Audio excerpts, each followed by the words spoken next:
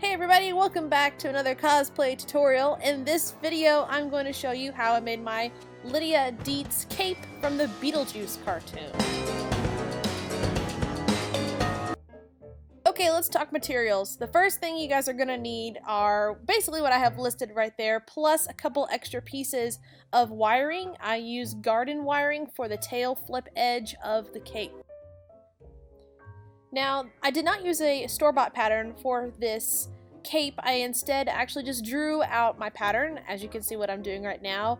It's basically just a big old triangle on both sides. The front is shorter than the back because of that little tail flip. So what you need to do is basically measure your wingspan and how tall you are, minus of course your head and neck, and basically doodle out your sketch right here to help you keep track of how and where you're going to cut. The next step is to go ahead and draw out your sketch. What I'm using right here is muslin.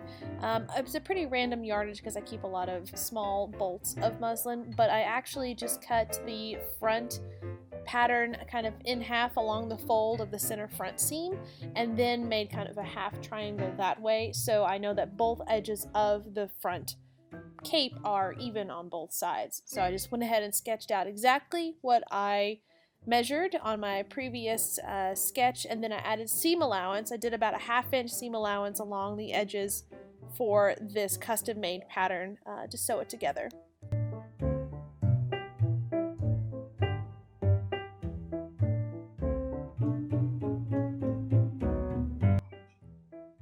Now once you have that front portion of the cape cut out, I went ahead and pinned it to my mannequin to test the measurements and lengths to see if everything is working okay, because right here is where you want to adjust the neckline and the measurements for your wingspan and basically how tall you are, how tall you want the cape. Do you want it shorter? Do you want it longer? Right here is where you want to figure it out. To basically shape the neck, I pinned it to the mannequin and just kind of basically drew a line where I knew the neck was going to be. Now this cape is kind of a boat neck feel because it kind of hangs off towards the shoulder edges because you see her shirt underneath of it, and so I went ahead and made sure that looked good on me, so took it off the mannequin, put it on myself. A lot of trial and error here, really scientific stuff.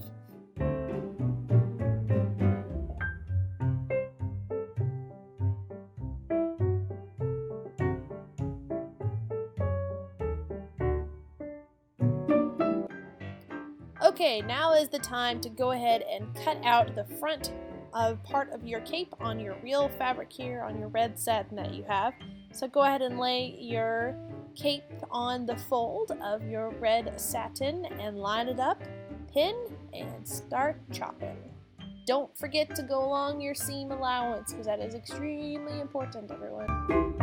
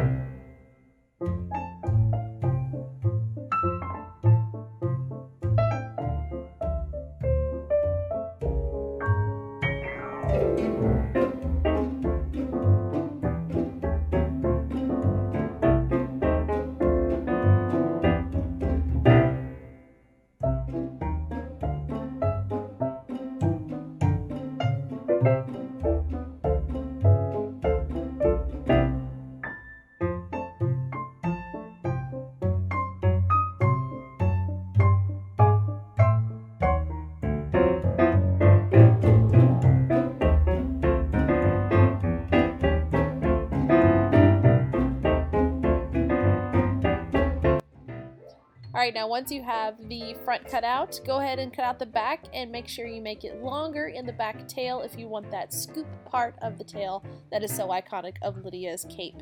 Now once I have the front and back cut out, I basically just drape it on the mannequin and pin it up where I know the seams will go, so I can kind of try it on and see if it fits me well, if I need to make any adjustments right here or not.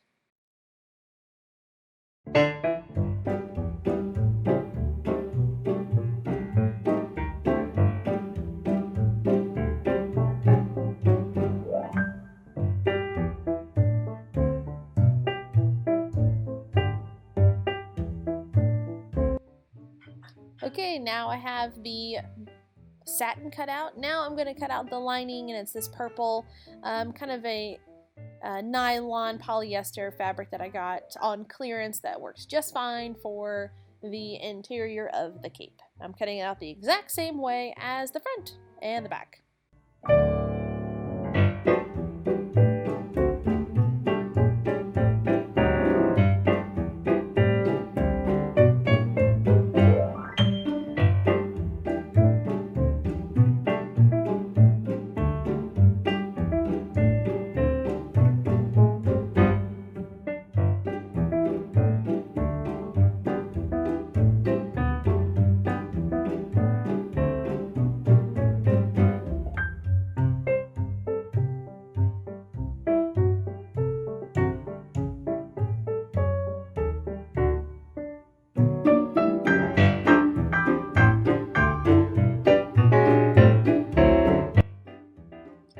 Okay, now that I have all of the pieces cut out that I need, I'm going to go ahead and serge all of the edges. Now I serge all the edges of my fabrics that I cut out because I hate fraying, which is what you see with every satin piece. So it's really easy to have it. If you don't have a serger, it's totally fine.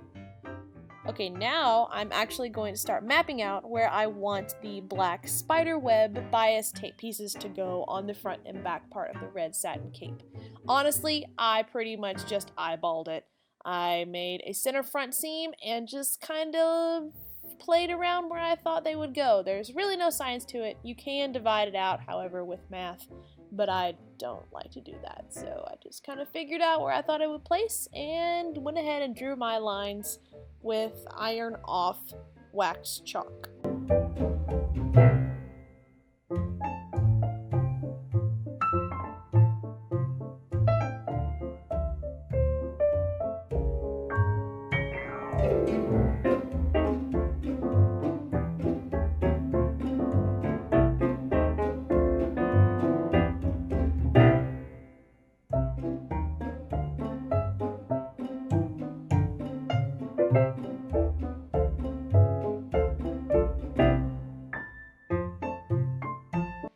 Now once I have my vertical lines drawn, I went ahead and did the curved lines, basically eyeballing it again just like how I see it in the cartoon, and my cat just kept getting in the way. He wanted to lay on the fabric the whole time, and it was a serious battle, as you can see.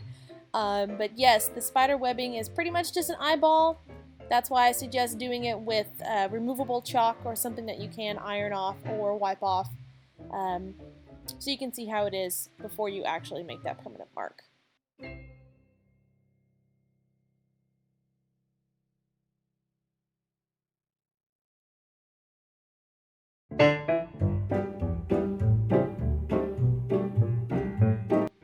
Okay everyone, now comes the tedious part. Pinning and sewing on all of these strips of fabric. Now I chose bias tape because it's already basically finished on both edges. It's not like ribbon, and also bias tape stretches, so you can curve it and it will go with you as you sew it. It's pretty important.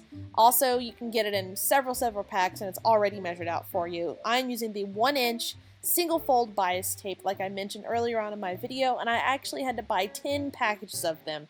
So this is probably the most expensive part if you don't use mega coupons from Joann. So just be patient, follow your lines, and basically lay the bias tape directly over your chalk lines that you made and pin away.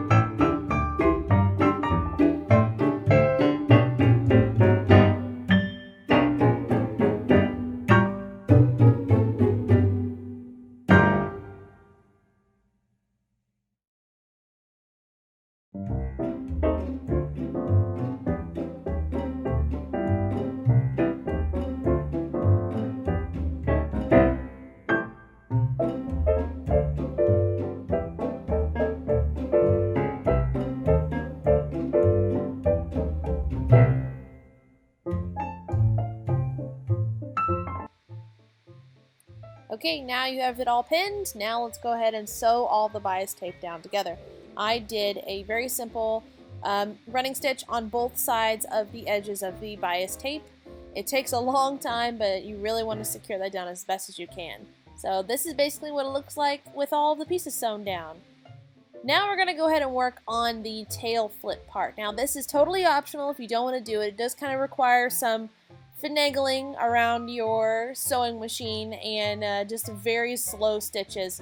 So basically what I did is I took the gardening wire and like what you see, lay down at the very edge of the back part of the tail, of the cape tail, pinned it down, and now we're going to go ahead and sew over that. Now we are going to be using a zigzag stitch, a very wide and short zigzag stitch. Now please be careful with sewing over wire in your sewing machine because you will break needles. I don't care who you are, because I did break like 2 or 3. Go very slow, like right just there I broke one, and basically kind of push this through. What you're doing is sewing over top of the wiring and basically making a little casing. It's a very tedious process. That's why I say use a really wide zigzag and a very short zigzag length so you can get it pretty much encased. Go slow, and sometimes you might want to feed it through yourself.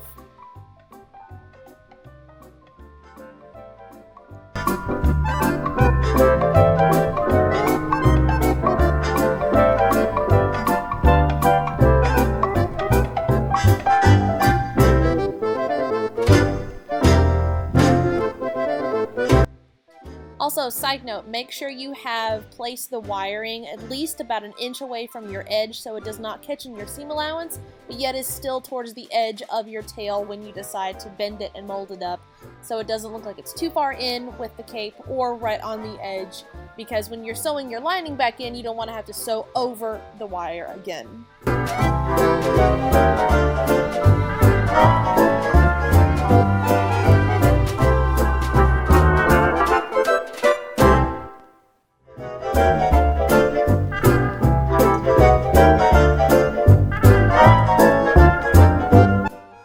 Once you have that tail sewn in, feel free to flip it up and see how you like the way it looks. I really did appreciate the way it looked. I was very happy with it.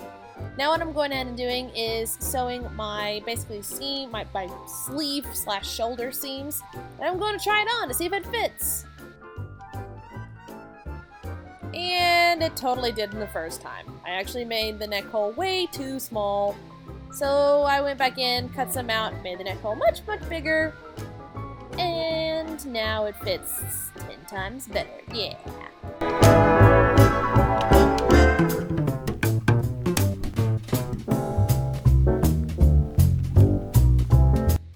Okay guys, we're almost done. Now go ahead and sew your lining, sleeve, shoulder seam the exact same way you did the outside red satin, and basically just drape it over the front, right sides together. Pin away, leaving the neck hole area open, and I just basically did a slip stitch to seal that up and sewed the outside edges of the lining to the front part of the red satin on the edges like I'm showing you right now, pinning it right there. And that's the part that you want to sew first, and basically just turn it inside out and boom, you have a cape.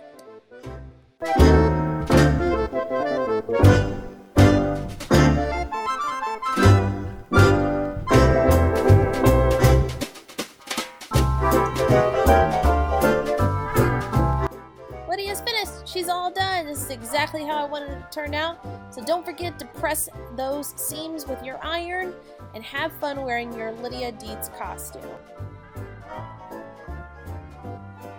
Don't forget to check out all of my other Lydia Deetz themed tutorials on my channel, and don't forget to subscribe. See ya!